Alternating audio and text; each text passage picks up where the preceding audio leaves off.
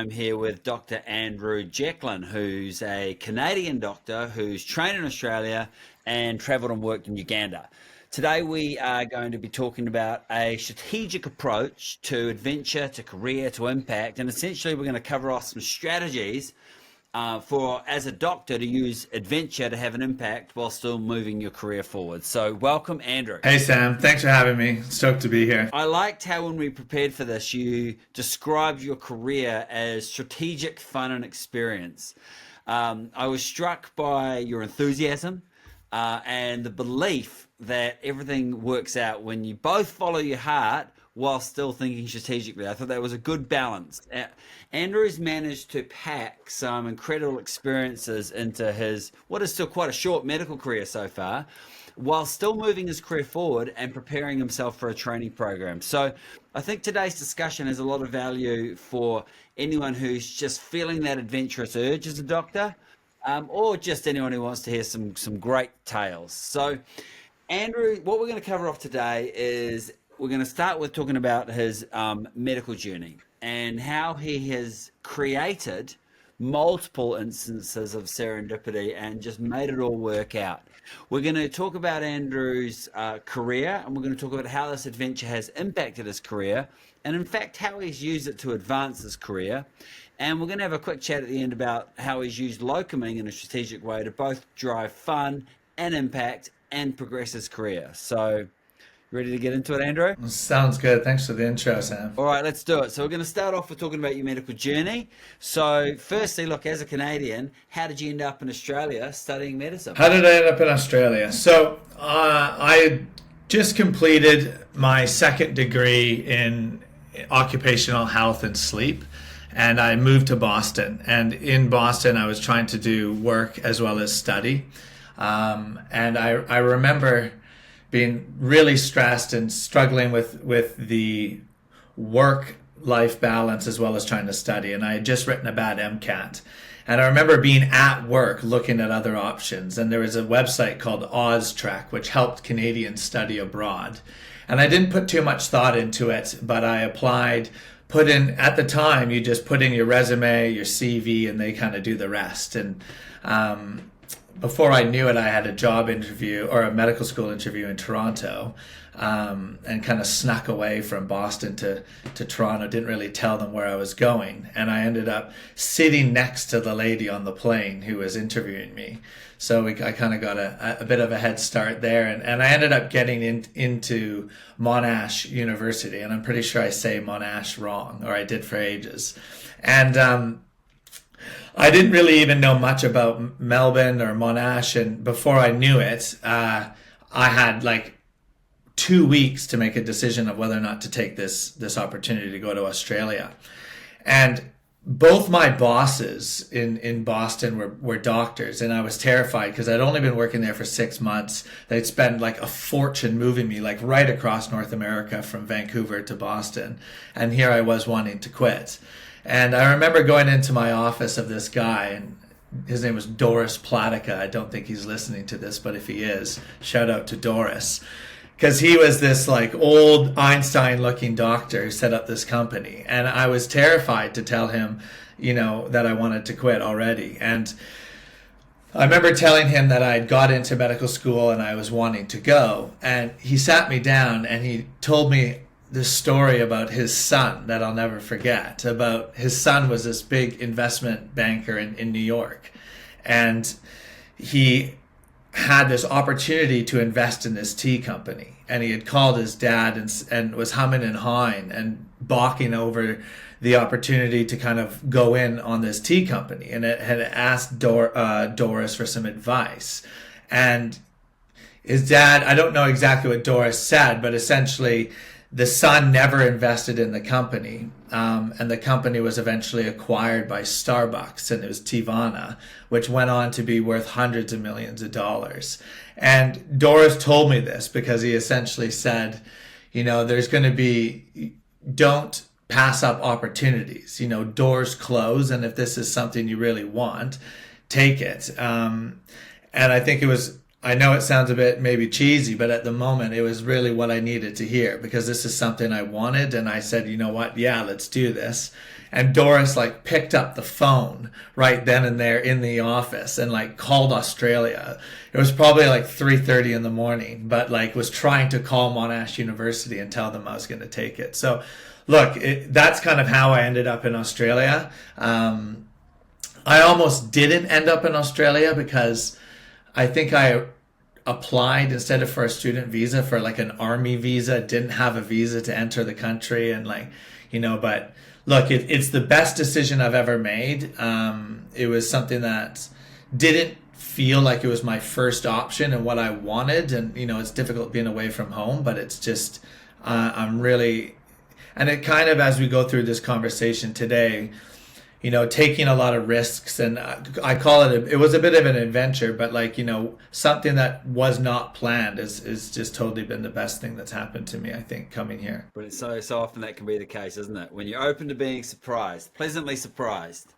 Agreed. That has sort of continued, hasn't it? Because after medical school, you decided to take a path somewhat less traveled. So tell us about that. Yeah, I mean, medical school was right around COVID. I had spent a bunch of time. I was in Melbourne going to like a lot of the medical school, the hospitals that I had gone to.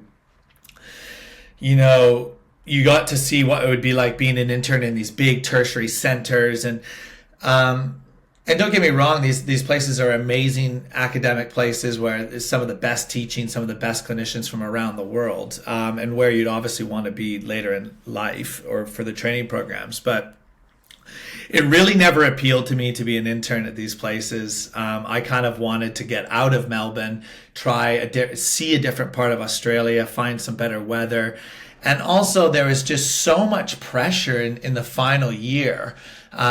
For students to get into the big four, into these big tertiary hospitals. You had to be in these training hospitals in order to like have the same trajectory in your career. And I was like a really big believer that you didn't need to be, do internship in a tertiary hospital in order to, end up at a tertiary hospital or be in the same spot. And I think they've actually got rid of that now in Victoria. And it's just random, which I think is so much better because it took a lot of pressure off. But for me, I kind of wanted to make a point to myself to do what I wanted. And that was like to go, locum somewhere completely, where I wanted to be. And then also work could complement that. And that was like northern Queensland. Like I worked up in around Whitsundays. One of the hostels I worked at for like 3 months as part of my rotation was like 8 beds in a helicopter pad. So like it was just like, during the week we'd be down at the pub playing like games and stuff, and the doctor that was covering the hospital was also there. So it was definitely a different feeling than what you would have at the tertiary hospitals. And I think for me, I knew that I wanted to go do this not only to have an amazing intern year, but I also felt very confident that I could always go back into these hospitals, and I think one of my mentors and a friend who's a consultant told me that, these good hospitals, good people get good jobs, and like, it doesn't matter. You need to believe in yourself and kind of go do what you want. And I think if you're good, you'll get a job back there. I had my intern year was amazing. Queensland also wasn't in a lockdown, so I got to travel all around. And I was telling you earlier as well, like, I was driving my beat up Toyota Corolla all around northern Queensland, swagging, and just it was a really, really good year. Yeah, I think so. The thing about health medicine, doctors, especially at medical schools, you can get in a bit of an echo chamber of, we're all, we've got to get in the big four or whatever it is. You kind of, everyone's reinforcing. But the reality is, as you get out and get a bit of perspective and time on it, you can see that medicine is not a race.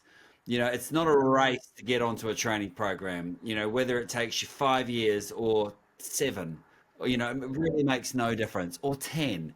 And as you look back with a few grey hairs, you can see that actually taking a perspective of, good people get good jobs. That's the truth, isn't it? And if you're using it to go and get different experiences and travel and broaden yourself as a doctor, that isn't going to count against you. And in fact, I think, more and more people who are my age, who are doing the hiring are looking at that as a real positive. Yeah, and I mean, I think some of the people that, like my mentors as well, like I've spoken to, like they're so, when you're applying for these jobs, all these doctors are incredible. Everyone's got really good grades and it's got these really good CVs. Like, how do you stand out against other people that are applying for the same jobs? You need to be interesting because these people are seeing so many of the same applications. And I think, like, you want to stand out in a way that people are going to remember you. And I think, these, like you said, taking different pathways to do things, or being interesting, or having a passion in certain things. And it doesn't need to just be adventure and travel, whether it's music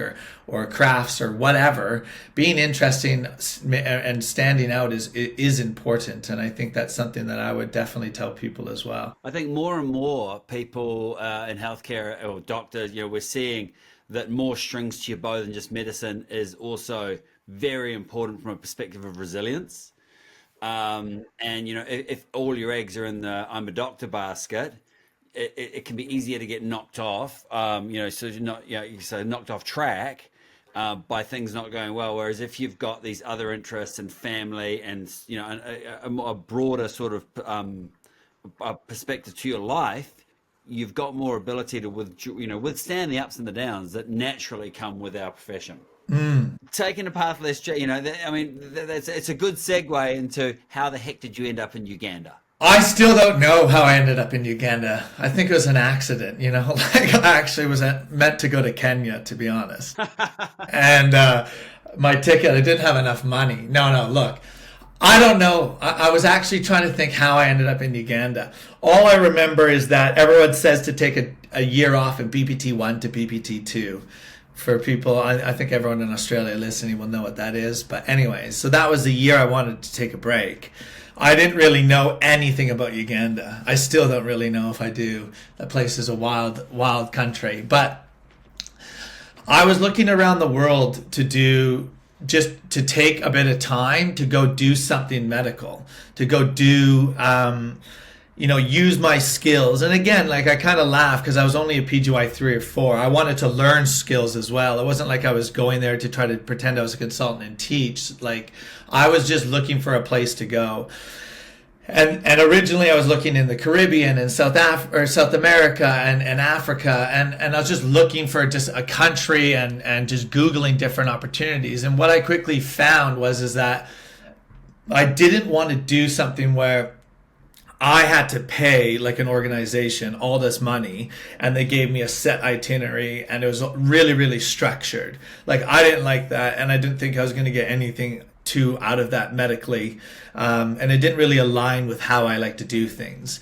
And really quickly I kind of realized, well, maybe I won't be looking so much for an actual organization like an NGO or a charity as much as I was maybe looking for what I was interested in for my career, and that's respiratory medicine. So I started to kind of look at hospitals and respiratory institutes in Africa, and I came across this one called the Makere Lung Institute in Uganda, and it just felt like a perfect match because here was literally a research institute in a field of medicine I'm interested in a country I knew nothing about, and that's actually how it ended up being Uganda. So I contacted them, and then that really got the ball rolling. But to put it into perspective of how unorganized and prepared I was, I think 5 days before I was leaving for Uganda, I was locuming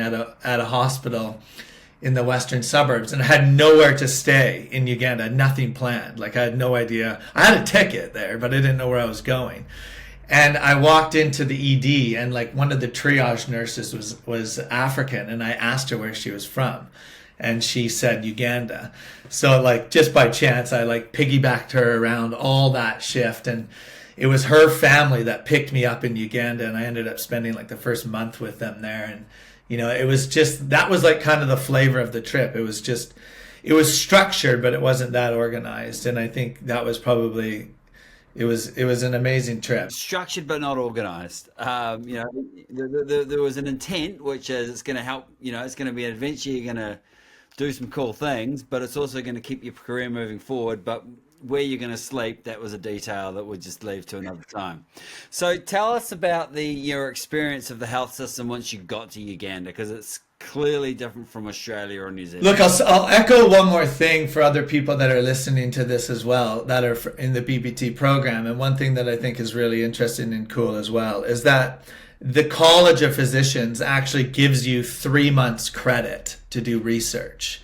And that can be international and overseas as well. So I would just maybe mention that like this is a really good opportunity, that when I say it wasn't structured, I mean more like the College of Physicians had given me 3 months credit to go and do this, and then I knew that was going to happen, but then after that it was just a bit totally up in the air what I had planned after. But the healthcare system there, so I had set up a system or a rotation or an experience where I was going to go and do research, or go there and try to help with research, or just learn about what they were doing for research at the Lung Institute, but also volunteering at the National Referral Hospital called Malago, which is in the city of Kampala, which has got to be over 10 million people. I don't know the actual population, but it's just got to have 30 million dirt bikes. They're called bodas. They are just wild. Like, Kampala is a city you just have to see if you get a chance.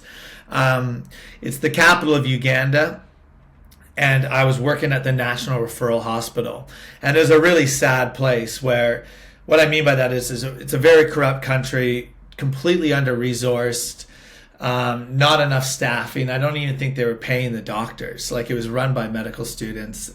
The doctors were on strike not that long before, and were getting like beat up by the army and things like that, just to give you a level of the complexity of the country. But the National Referral Center, we get referrals from like the villages and from all over, Uganda, where someone becomes really, really unwell in a small community. They make it to the regional hospital or to the small community hospital, where they might get lucky and see a doctor. They then make it to the regional hospital before they get to Malago. And oftentimes, by the time they get to Malago, they've completely ran out of money. They're broke. They're so unwell. Their disease has gotten significantly worse, and there's oftentimes nothing that you can do for them. And I think that was really eye-opening. And I still remember the first time, like, going into the hospital to the respiratory ward. Like, you don't realize, like, there was just no equipment. It was just beds. There's no, like, patients have to bring in their own bedding. They have to bring in bedding for their families to lay on the ground. There was no nurses. That was one thing that really struck me, and how useless you realize you are without nurses, and how amazing nurses are, like connecting all the IV stuff and things like that. Like, there was literally just a whole bunch of medical students, and and they were so eager to learn and so keen, and they're just such great people. Ugandans are just such great people, but the leadership was just not there. We saw a consultant. I think the consultants came in on twice. I mean, maybe it's similar to Australia, but like, twice a week, but that was it. Like, no registrars and things like that. And, there was a lot of heartbreaking cases, and cases that you just felt like you wanted to do more. And it was really challenging. People have been there for like 60 days, 90 days, months, 6 months. How did you deal with that? How do you deal with this? There's so many high need cases there that you could maybe help anyone, but how do you deal with that conflict of wanting to be able to help people but not being able to help everyone? Look, I think early on I realized, I wouldn't say like it got to me. I think really early on I had a really interesting experience where, like, I met a lady who I really, really wanted to help, because the story resonated so much with me. But then I realized how complicated the system is after that. Like, I spent 9 months in Uganda, and I think early on I met this woman who was like my age, 33. at the time. She had been in hospital for 6 months. She had pulmonary hypertension, right heart failure, had just had a baby as well, and two kids. Her kids were about, I think, 1 and 3, and she was oxygen dependent, hadn't been out of the hospital for 6 months. And I think her name was Fiona, and when I met Fiona, I was like, I just wanted so badly to try to get her out of the hospital and with her family. And, so at first I thought it was something as simple as like raising some money to get an oxygen machine or try to get her home on oxygen. And we did that. And due to some amazing friends and family, I put a little GoFundMe. We raised like $4,000 for an oxygen concentrator. And it was so exciting. We brought in the family, and it was a really special moment to finally get her out of hospital after 6 months. And I think the hospital was really excited to get her out as well. And it was the reason I'm telling you this story is because like you don't realize all the other levels and hurdles and constraints, because then eventually she got home, but then it was about how do you run power into the house? Who pays for the power? All the neighbors realized that we were supplying power, and so they started to steal the power. There was times where the electricity bills became too really, really expensive if she was always on the concentrator. So we tried to then switch her to an oxygen tank, and it was just, and we got a good amount of time. I think she was out of hospital for about 2 months, to a point where it just got too complicated and she ended up going back into hospital and died. But I know that like it was a really good, like it made the family, and that time she got to spend out of hospital was amazing. I think there's so much stuff that you just cannot do, and I think it's important that you just realize that what you can do is, I guess, support families, try your best, work a lot with, making sure people are comfortable, and teaching the med students was a lot what I focused on. But it was definitely challenging because, there's just so many people you can't help. I still remember like people needing medicine or needing x-rays and they have no money. So it's like, they can't get anything, any of the basics. I'm sure that contrast helps when you're back in, a system like Australia. Very easy to complain about our health systems, I guess, until you've had that contrasting experience of what it could. Yeah, I think we're so lucky. I mean, not just Australia, the Western world, like we're so lucky to be, in these amazing, we have like healthcare is just, we're so lucky. I think like even working with, we have a large population of immigrants and refugees here. And I think that's one thing, you talk to them a little bit about how much and how thankful that they are to be in healthcare systems that we have here in Australia. So your experience in the hospital was one thing, but then you sort of took a detour into heading towards setting up an NGO. Tell us how that happened. Yeah, I mean, that was not planned. That went from living in, our friends that I had met in the hospital in Australia. I was living in their house, and eventually moved into a hostel, and was crushing pizza, playing trivia, and met this guy, interesting guy named Simon, who is an actor director from London, and he was down there doing NGO work with a big education NGO called Windle, and he essentially hated what he was doing. It was really, really boring, so they sent him out to a refugee camp and said, fill your boots and go have some fun with the kids.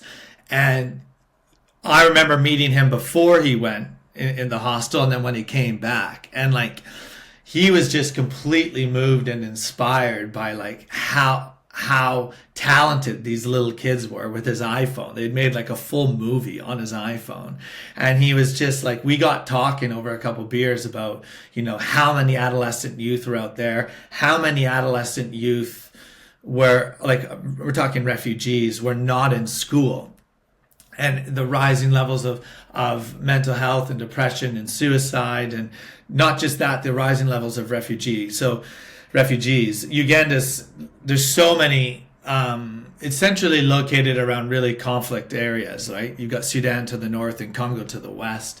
The president of Uganda has like pretty much an open door policy for refugees. It's the 5th largest country in the world for refugees, and it might have changed now since things in wars. But we said, we were just talking about, what can we do to kind of make a difference, and we came up with this idea of doing, his background was theater and drama, about doing an NGO or doing like an organization that could help youth through different avenue, and giving people an outlet to connect through art to kind of get over mental health and or to reintegrate people into livelihoods and into connection in the community, and that's kind of how CAFAR was born.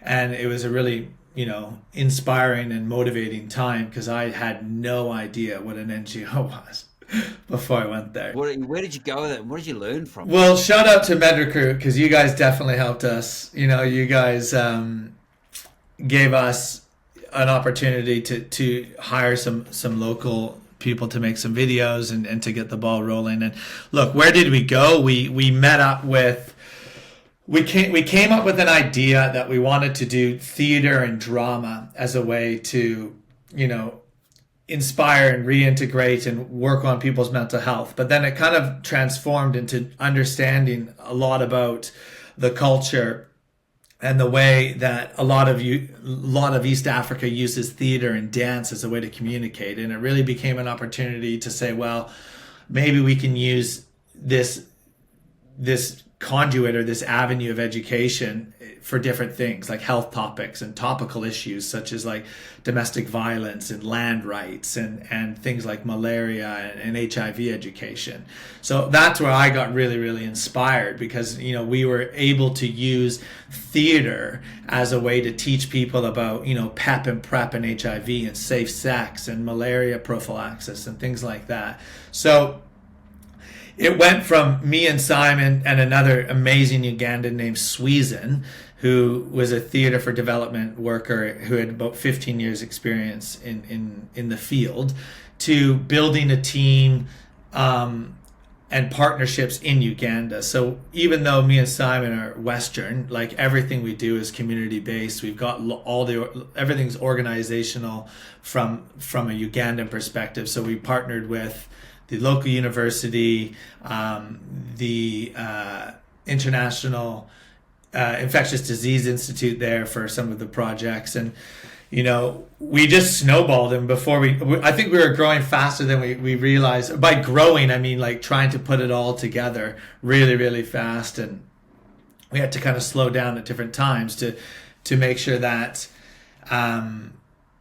all the systems were in play to be an NGO and what that actually involved. Because like there was policies and hiring practices and fundraising. Incredible learning experience. So how has it impacted your career? How has it impacted you, I guess, as a doctor and as a person? Well, the NGO and just the experience in itself, I think it sounds a bit cliche, but I think like, anything that you have a passion in or anything you believe in, you can do. I think that was really cool. Like, look, I'll remind you, I knew nothing about drama and theater. Like, here I was emailing, talking to, having meetings with world leaders in drama therapy from like Argentina to Montreal. Like, we were adapting programs for like community-based theater programs that were like, evidence-based, that we wanted to take and now use in a Uganda perspective. And like, it just went to show that like, if you're passionate, you're surrounded by people that are passionate, you can get stuff done. And I still remember just being like, it just was such an inspiring time because I was so into it, and I think just surround yourself with people that are like-minded, that also want a common goal, and you can achieve anything. So that was one thing that I think I learned a lot about this. And I think that goes also to, back to medicine and career and what you want to do in your area of training. If you surround yourself with mentors or people that have that like goal, it's really inspiring work that they're doing or you're doing. And it really kind of makes I think it'll advance your career, and it's something that's really enjoyable. How's it impacted me, like personally? I think it's given me a lot of tools to deal with things at work that aren't always medical. I think more and more now at work, there's difficult cases that we see, or I see, and that people listening will see, that are often social issues and things that are not always medical. And I think you need to have more skills to listen to patients, listen to what their actual needs are, understand what they're maybe struggling with, and it might not be a medical issue. And I think, I just had a case the other week, like last week, where there was a refugee family from Eritrea that had presented to a hospital that were being traumatized by a group of youth and gangs in their neighborhood. And it was a really complex, case. And it wasn't so much about a medical issue as it was about like a social issue of the conflict that they'd experienced in where they were from, and the complex layers of peeling back what their actual needs were and being heard, and listening to what their actual complaint was and what they wanted from the system. And I think I think I was in a pretty unique position to work with them, and not just from a refugee perspective, but just understanding their concerns in a Western hospital, and trust issues and all these things. Like, I think there's a lot of skills that you learn by traveling and by working with, and you don't need to travel internationally. And I'm a big believer of that as well. And maybe we talk about that. Like, you don't need to go to Africa to get these skills or to learn these things. Australia is an incredibly diverse country where you can work with unique populations and cultures in cities as well as regional areas of Australia. So I would echo that as well. Like, you don't need to do what I did and go to Uganda. You can get a very similar experience just here in Australia. So let's talk about that, and let's talk about that, doing that strategically. Strategically using adventure so you're advancing your career, and how have you gone about doing that as well when you're in Australia? Like, what have you used locuming for in Australia, and how have you used it to move things forward? Strategically, adventure to me is like, for me, I think back, like, it's about taking risks and doing things I love that are going to allow me to learn, to enjoy my life, to use it as a way. I always frame what I do back into medicine. Like, I think, or what I want to get out of, like, to advance my career in a way. So, like, look, I'll give you an example. Like, for the year that I took off, instead of just taking a full year off and just traveling around the world, going to Europe and things, like, I strategically put in different things that would help me maybe get into respiratory. So, like, I went and did a 4-week observership in the US at Harvard or in Boston. But then on weekends, made sure I did tons of different adventure around. Went to Texas, went to New York, went to Florida, and did a whole bunch of things that I wanted, but it was still centered around, this trip. And same with Uganda. Like, it was an adventure that, here I was wanting to go travel, do these things, but I was able to kind of frame it or do it in a way that I was going to learn a lot about medicine, as well as, get something or take time that just wasn't solely just a travel trip. How can you use adventure to be strategic for your career? I think, like, it comes back to being interesting as well. I think, when people are looking at employing you or working alongside you, you need to also think about, the next phase of your career, whether it's advanced training or even being a consultant somewhere, like these people are working next to you for a long period of time. Do they want, not only are they trying to invest in you because you're a really good doctor, they want to invest in you because they want to work with you. And I think that's important. Like, you need to be, I think adventure makes you interesting. Adventure makes you resilient, like you said earlier. Adventure makes you bring something different perspectives, different stories, different ways of handling things. And I don't think you always get that from just staying in and doing the cookie cutter, going through the regular program. I think like the more experiences you have in life that have challenged you, that have shown you different things, the more you're going to be, the better you're going to be as a team player, as a doctor, as a mentor. And I think that's a very strategic thing to have, not just for yourself, but for your coworkers. And to come back to the last part, and sorry, I'm taking a long time to answer these questions, but like, you know, how have I done that in Australia? Like, you know, I think Australia is an incredibly beautiful country. I've got a map here with different pins of different places. There's still parts of Australia that I haven't been, especially the west and it's lots of the central part. But I've done, you know, Northern Territory, all around Queensland, New South Wales, and Victoria. Like, it is such a vast, diverse place with such different, you know, levels of I don't want to say so much income, but just diversity across different people, such different experiences. Of course, you're going to get adventure there, but you know, you're going to get a really, really, really good experience that you could, I would argue, you could get anywhere else. What you can get in Australia, you can get anywhere, or what you get anywhere in the world, you can get in Australia.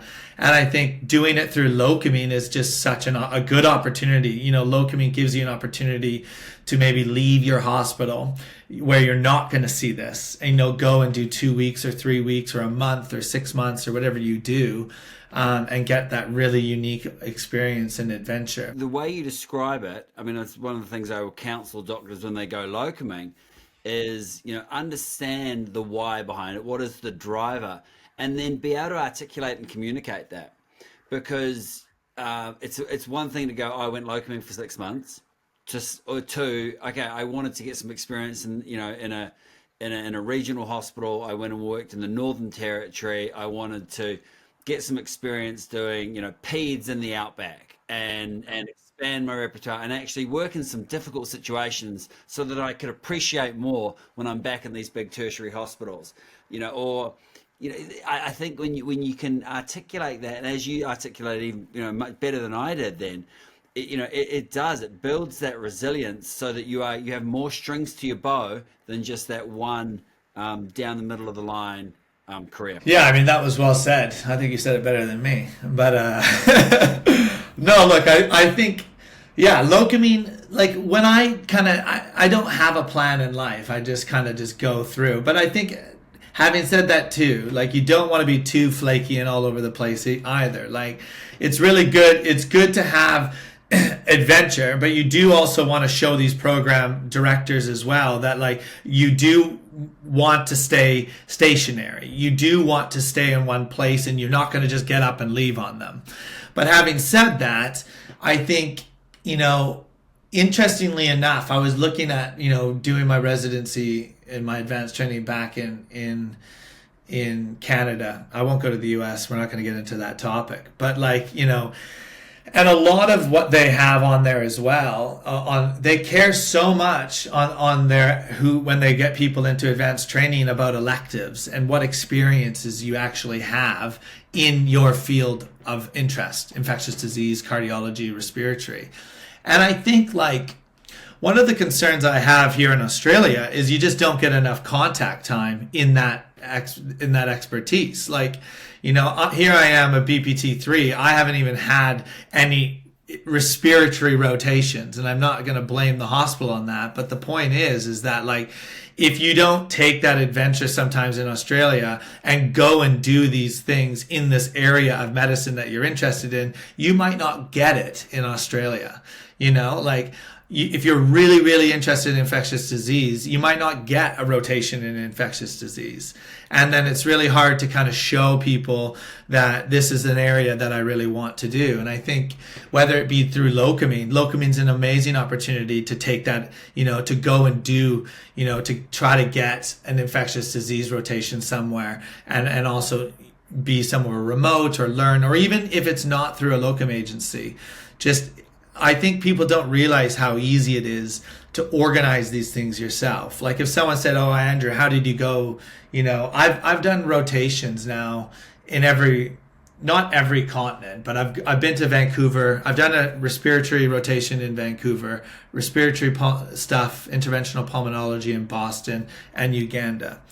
And I was planning on doing one in Argentina. But like the point is that like it was so easy to organize. I just emailed someone and the door's open. And I think people need to realize that like, it doesn't need to be a structured program. You just contact people. And I wouldn't say take a risk, but if you organize these things, you'll get a lot out of it. And it'll look really, really good for your career path. And you'll learn a lot out of it as well.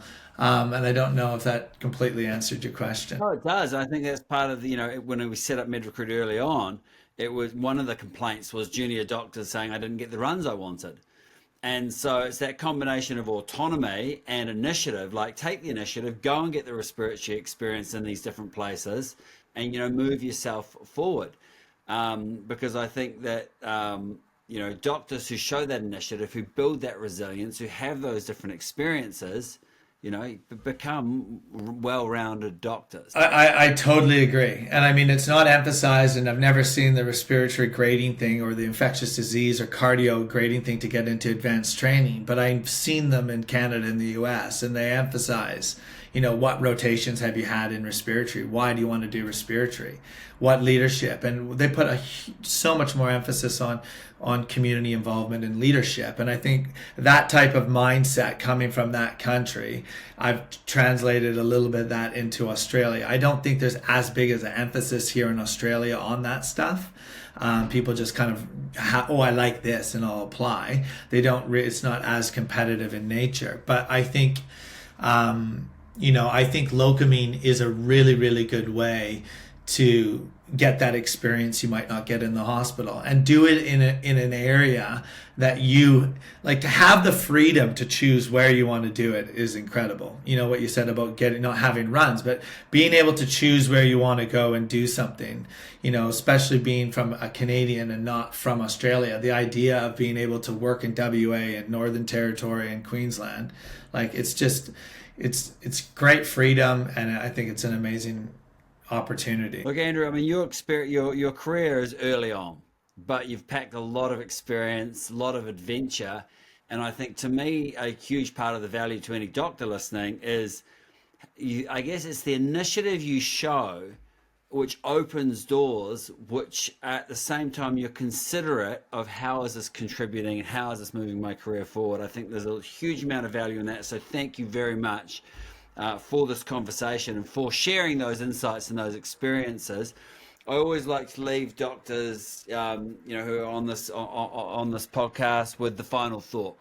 So, what would you like to leave anyone listening to this? What final thought would you like to leave them with? You mentioned it earlier. I think it's not a race through training. I think, or age as well. Like, I'm probably one of the older applicants that's still not in an advanced training program, but I've looked back at all these different experiences and I wouldn't trade any of it. I think life is meant to be enjoyed. Like, work hard, take risks, and make opportunity for yourself. I think some of the most interesting people I've met are not just well-traveled, but have passion. They have passion in what they do. They love what they do. And I think if you do take a risk or go on an adventure, I think it's only going to make you a more interesting person. And you're going to learn a lot from that trip. And I think medicine is one of these jobs and skills that we have that, it's a really, really unique skill set where you can do it anywhere in the world. And I think there's just so much benefit that you can have just to connect with people, and I think the world is a very interesting place, and I'm excited to kind of get out and do more, and I hope other people get the opportunity to do the experiences that I've done, and get a chance to travel and do medicine. I think it's really awesome.